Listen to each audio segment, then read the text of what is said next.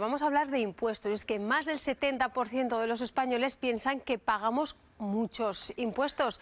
Y Manol, una sensación o una cifra, la del porcentaje, que digamos, no la de los impuestos, que también vamos a hablar, que todavía aumenta o crece entre los jóvenes. Eso es, Vanessa.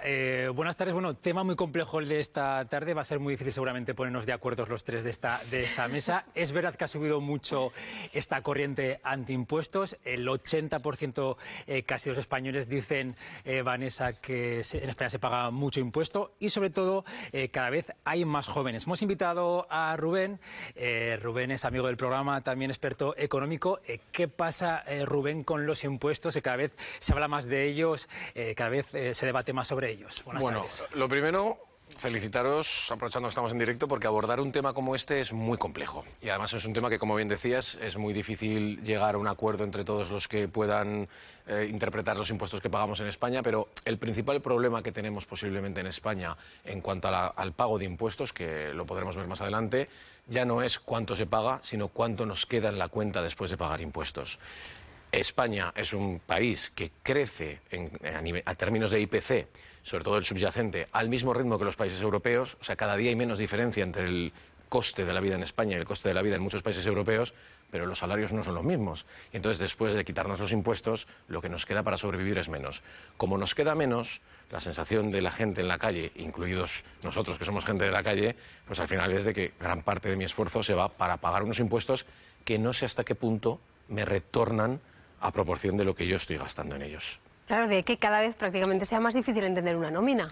Bueno, es que además no nos preparan para ello. Este es uno de los grandes, digamos, lecciones pendientes del sistema educativo, que es que los chavales salen entendiendo trigonometría y salen sin entender el porqué de una nómina. Al final, una nómina, nosotros vemos lo que nos ingresan en la cuenta y creemos que el empresario nos ha pagado los 1.700 que me han entrado. Pero hay que ver que el coste para ese empresario han sido, para tú recibir 1.700, han sido 3.000. Entre tus seguros sociales, los impuestos que ya te está quitando el empresario por adelantado a petición del Estado y otras cargas como el mecanismo de equidad intergeneracional que se ha creado ahora para intentar sostener el sistema de pensiones. O sea, Rubén, podríamos decir entonces que seguimos teniendo la misma nómina los españoles y se siguen pagando los mismos impuestos que hace unos años, ¿o han aumentado por un lado los impuestos y la nómina sigue siendo la misma? Aumentar han aumentado, porque, como te digo, hace muy poco se ha puesto en marcha un mecanismo nuevo, no sé por qué se llama mecanismo, pero un mecanismo de equidad intergeneracional, que es un impuesto añadido en las nóminas de todos los que nos estén escuchando para intentar cubrir la tasa de sustitución de las pensiones. ¿De cuánto es? Nada, ahora es muy pequeñito, es un 0 con algo, pero va a ser progresivo a lo largo de los años. No lo notaremos encarecidamente en nuestra nómina, pero es una parte más de nuestro dinero que va a impuestos y no a nuestro bolsillo, que al final es lo que a la gente le preocupa.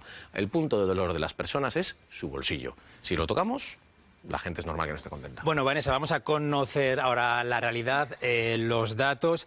¿Se paga mucho impuesto en España a diferencia de otros países de la Unión Europea? Bueno, pues tenemos que decir que en España se paga un 37% del Producto Interior Bruto de nuestro país. Tenemos que decir que la media es del 40, es decir, que España está 3 puntos por debajo. Hay países nórdicos donde se pagan más, como por ejemplo Dinamarca, donde se llega a pagar el 45% del PIB, y en países muchos más bajos, como en Irlanda, que se paga el 22%. El dato, Rubén, dice que en España se paga en la media de la Unión Europea. Este es el dato. La estadística dice que si yo tengo 2 coches y tú ninguno, tenemos un coche por habitante, pero tú vas a trabajar andando. Entonces, con el PIB nos pasa exactamente lo mismo. El PIB, primero, los que nos están escuchando tienen que entender qué es el PIB. El PIB es el cálculo que suma la inversión, el consumo de los hogares, la balanza comercial de importación y exportación y el gasto público. Si yo como país, que España es un país que tiene un gran gasto público, que si vamos, reverte para nosotros encantados, esto hace que el desequilibrio con el PIB sea menor. Y luego, ya no hablemos de porcentajes, hablemos de salarios brutos. Después de impuestos en España, a un ciudadano le quedan 1.700 euros de salario. En Dinamarca, 3.600. Claro, entenderéis que la diferencia son casi 2.000 euros que te permiten poder adquirir un alquiler mejor o que te permiten acudir a otro tipo de estilo de vida. Como digo, y está muy bien cuantificado, la proporción de impuestos que se pagan en torno al PIB no es muy diferente. Lo que es diferente es, una vez que hemos pagado impuestos, cuánto nos queda en la cuenta para pasar el mes. Y esto sí que hay una diferencia enorme con estos países que nombramos. Bueno, pues ahora es momento de salir a la calle, como siempre hacemos, para preguntar a los aragoneses si creen que en España y en nuestra comunidad se pagan muchos impuestos. Esto nos han dicho. Pues sí, me parece que se paga demasiado. Sí, demasiado. Es un infierno fiscal. España es un infierno fiscal, sí, sí.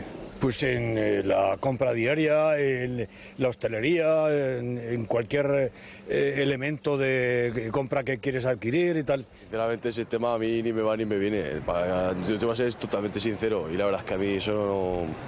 Los impuestos estoy de acuerdo que hay que pagarlos, pero todo en su medida.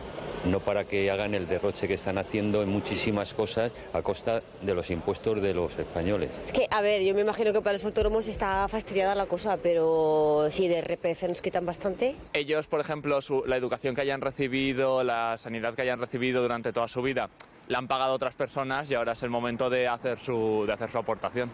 Todos, el IRPF, el impuesto de sucesiones, el impuesto de patrimonio, el impuesto del IVA. Hay demasiada seguridad social, cotizaciones, es una pasada. España, claro.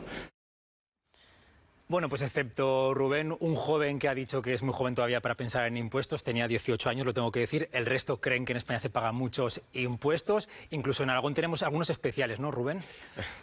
Paréntesis, ¿eh? Es muy joven para pensar en impuestos, pero tiene 18 años. O sea que sí que debería entender ya sus impuestos antes de salir. Voy a hacer otro paréntesis porque ahí es la importancia de la educación financiera. Y Manol, ahora ya... Esa asignatura pendiente.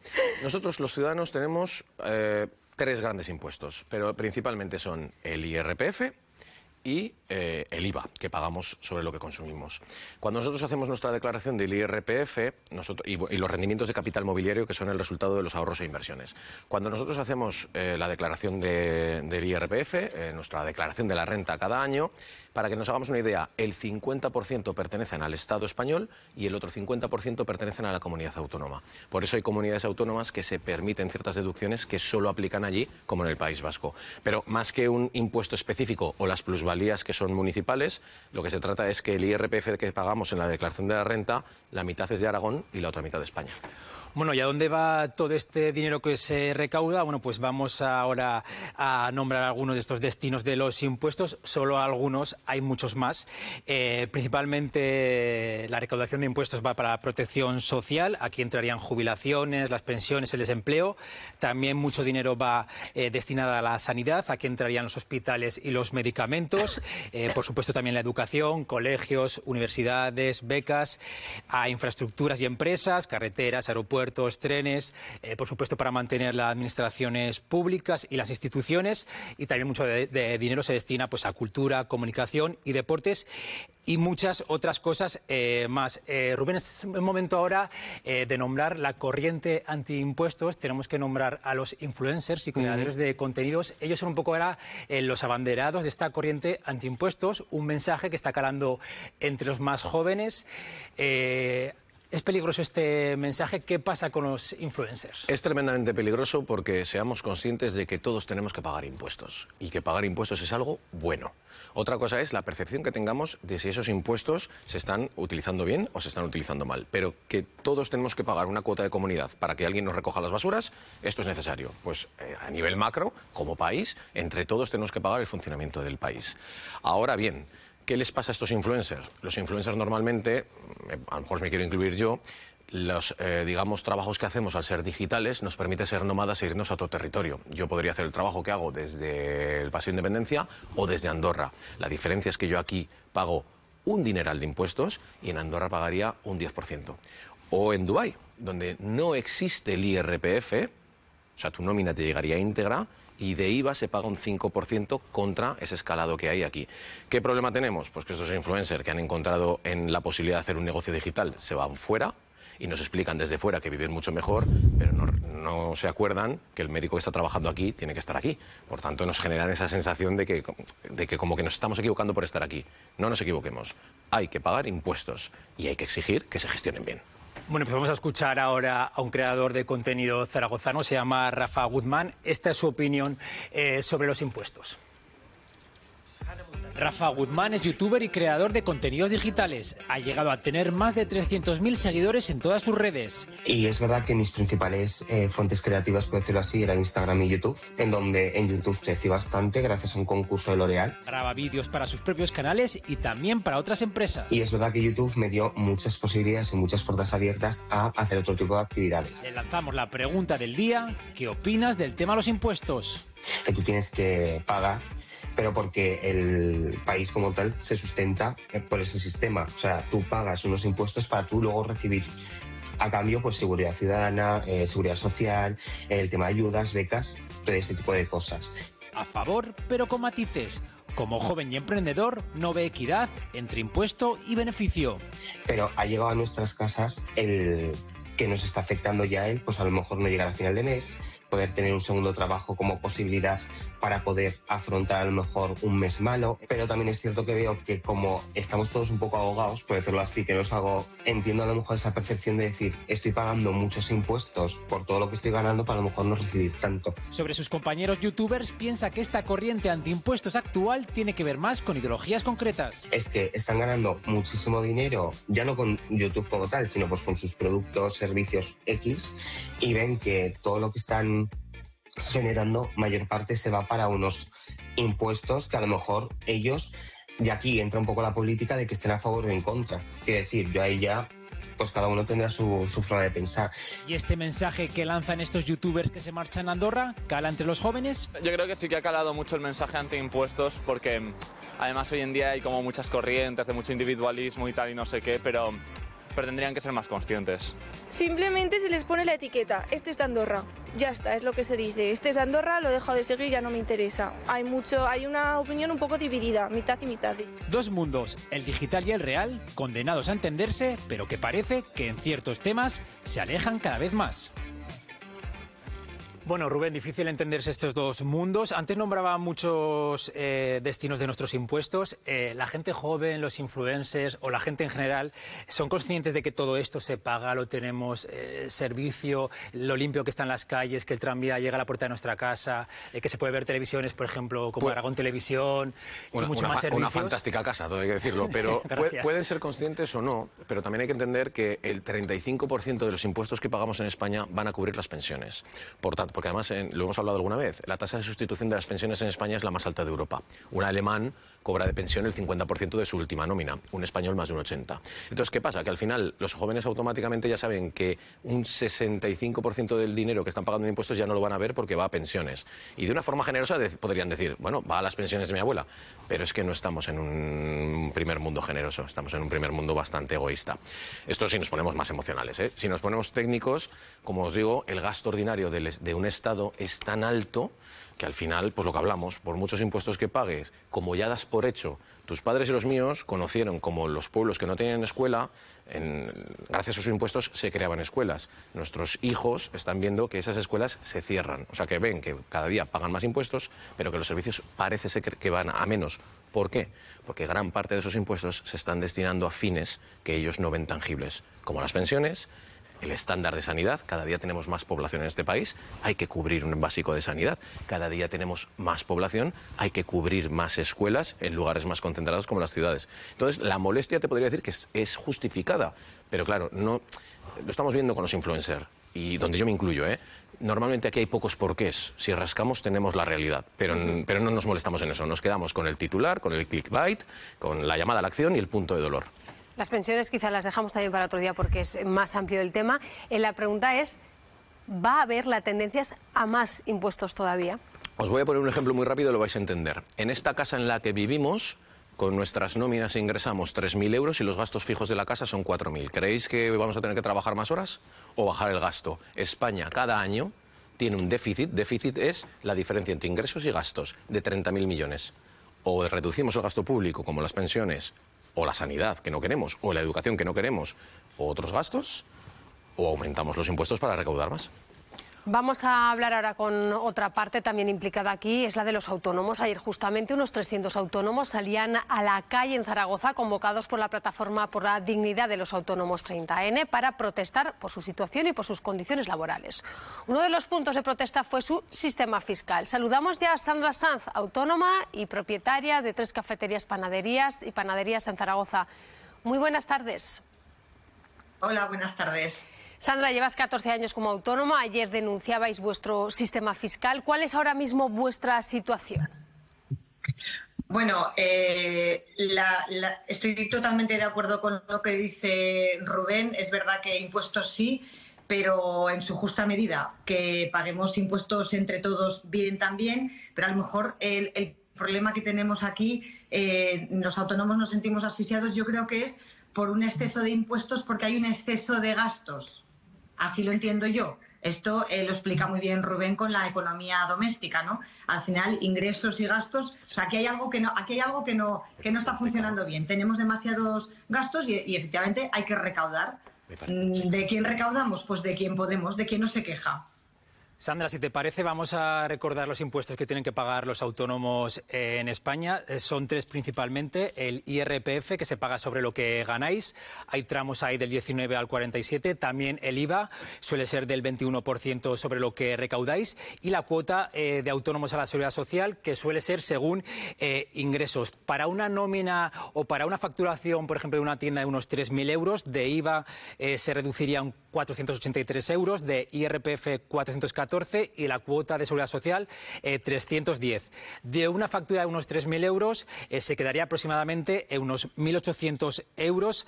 ¿Es así más o menos, Sandra? Sí, es así, es así. Sí. Al final, mira, esto lo va a entender enseguida la gente porque nos complicamos demasiado y todo es muchísimo más simple. Los autónomos, que es lo que a mí me atañe en este momento, trabajamos de enero a agosto prácticamente para el Estado. Para el Estado, bueno, para da igual, para la ciudad, para la autonomía, para el Estado en general. Trabajamos de enero a agosto. A partir de agosto es cuando realmente a lo mejor tendríamos nuestros beneficios. Y el problema que tenemos es que si te surge una indemnización, bajas, una reparación de una máquina o lo que sea, ahí ya hemos pinchado. Además, Sandra, queréis dejar claro que, por ejemplo, detrás de un autónomo muchas veces no hay grandes empresas, sino que hay pues, gente, en tu caso, que tiene 3 panaderías o gente que tiene una sola tienda y que os cuesta muchas veces llegar incluso a final de mes, ¿no? Claro. Un autónomo es un electricista, un autónomo es un taxista, un fisioterapeuta, un abogado, un arquitecto. O sea, autónomos es que hay muchísimos. Se habla del 99,8% del tejido empresarial de esta comunidad. Es un dato que digo siempre, que lo sustenta los autónomos y las micros, básicamente, y las pequeñitas empresas con menos de 10 trabajadores, con un sacrificio fuera de lo normal para cómo queremos vivir hoy o cómo nos están enseñando a vivir hoy o cómo nos inculcan a vivir hoy, fuera de lo normal. Sandra, viendo toda esta situación, todos estos impuestos que se está pagando, ayer precisamente hablábamos también de un vídeo que con inteligencia artificial han dado a conocer los comerciantes de la zona de Delicias, de que cada vez se bajan más persianas, en este caso autónomos también. ¿Cómo ves el futuro de los autónomos? Pues el autónomo es autónomo por naturaleza, o sea, sí. Es como el que tiene los ojos azules. Es decir, es una cuestión innata en la persona. Es decir, que cuesta mucho negarse a emprender cuando uno lo lleva en la vena. Sí. Pero es verdad que la gente se lo repiensa, porque está todo complicadísimo, está muchísimo más complicado que hace 14 años cuando yo abrí la primera tienda. Y el problema es que siempre vuelves a emprender, lo vuelves a intentar, generas pues riqueza, generas empleo y en lugar de ir a mejor, o sea, con la esperanza de que todo esto en algún momento cambie, vaya mejor, se nos vea, se nos oiga, se nos haga caso. Y sin embargo está yendo a peor. Esa es mi percepción. Porque claro, Sandra, en más de una ocasión hemos escuchado, es un trabajo 24 horas, 365 días al año prácticamente. Sí, habrá autónomos que a lo mejor tendrán que tener menos dedicación, afortunadamente. En nuestro caso, que somos un servicio esencial, que vendemos pan, pues sí, son 365 días. Entonces, bueno, 365 días, pues los días que no hay ningún problema, pues te acuestas a la cama y dices, anda, qué buen día hemos tenido hoy, ¿no? Pero la mayor parte, pues es que ha ocurrido algo, y más con 3 puntos de venta y con 32 personas, bueno, pues siempre ocurre algo. Pero esto es algo con lo que ya se cuenta. Con lo que no se cuenta es con toda la presión fiscal y con toda la toda la asfixia que lleva detrás. O sea, con todo lo demás ya contamos, con los impedimentos, todos estos... al final es más bien anecdótico, forma parte de lo que forma parte del negocio, o sea, cual fuere el negocio que cada uno elija, pero todo lo demás no. O sea, yo pido que se nos valore, simplemente. Yo creo, en fin, al final ayer compartíamos con 300 personas más y todos decíamos lo mismo, ¿no? O sea, es un poco que nos dignifiquen, o sea, que, no sé, mantenemos el país, ¿no? Que no es mejor un autónomo que un funcionario, no es mejor un autónomo que un político o un autónomo que un trabajador por cuenta ajena. Bueno, pero es uno más, que no nos quiten los derechos que tienen los demás, que nos asignen por lo menos los mismos. Y así quedó patente, como decíamos ayer en esa marcha. Muchas gracias, Sandra, por atender a Conexión Aragón. Gracias a vosotros siempre. Ya lo veis, al final un autónomo en este país es una persona que cuando se habla de salario mínimo al autónomo no lo aplica, para él, para sus empleados sí, pero para él no. Cuando se habla de reducción de jornada, al autónomo no le aplica, para sus empleados sí, pero para él no. Y cada empujón, no piden dinero, no piden subvenciones, no piden ayudas, lo que piden es un empujón que les permita, que les alivie esa carga, ese atrevimiento de lanzarse, de la responsabilidad de tener locales como en el caso de Sanz, que es una empresaria a la que conozco bien, locales abiertos, familias que comen, 35 familias comen gracias al riesgo que asume Sandra. Entonces, Sandra no necesita subvenciones, necesita que se le libere de ciertas obligaciones o que se le permita respirar para poder alimentar más familias. Sí, porque si me permites, en el caso de autónomos o empresas como la que estamos viendo ahora mismo, ellos tienen que tener un plan B para, en el caso de que falle algo, poder responder ante sus trabajadores. Pues es muy sencillo y lo vais a entender. Un funcionario público, que es un puesto necesario, pues tiene su salario y la responsabilidad de su plaza. Un asalariado tiene su contrato y la responsabilidad de su trabajo y se puede rescindir el contrato. Una SL tiene una responsabilidad limitada. Un empresario de una SL, pues la SL funciona mal y al final la SL jurídicamente se hace cargo de la deuda, un concurso de acreedores y demás. Un autónomo no tiene respaldo. O sea, Sandra ahora tiene un conflicto y le quitan su casa. Y esto, de alguna forma, que es un riesgo que ella asume, ya lo he dicho, lo de ser emprendedor lo llevan en la sangre. Un riesgo que ella, nadie le ha engañado, que ella de principio sabía que iba a asumir, pero al menos que esté compensado por otro sitio con facilidades para que no parezca que le empujan a ese vacío. Bueno, pues Rubén y Manol, a día de hoy esta es la situación, estos son los impuestos que se pagan en España, lo hemos visto comparado con otros países a nivel europeo, hemos conocido también de esa información a dónde se destinan, pero que me quedo con, bueno, pues lo que decía Rubén, que impuestos va a seguir habiendo y más quizá. Y que no es malo. Ya he anunciado que era un tema complejo y hay que escuchar a todas las partes. Esta es la realidad de España, la de los autónomos, la de los youtubers y la de la gente de pie. Sin duda, una mesa muy completa. Y Manolo, gracias por todos esos datos. También a nuestro invitado que ha venido hasta hoy. A vosotros, como siempre. Gracias.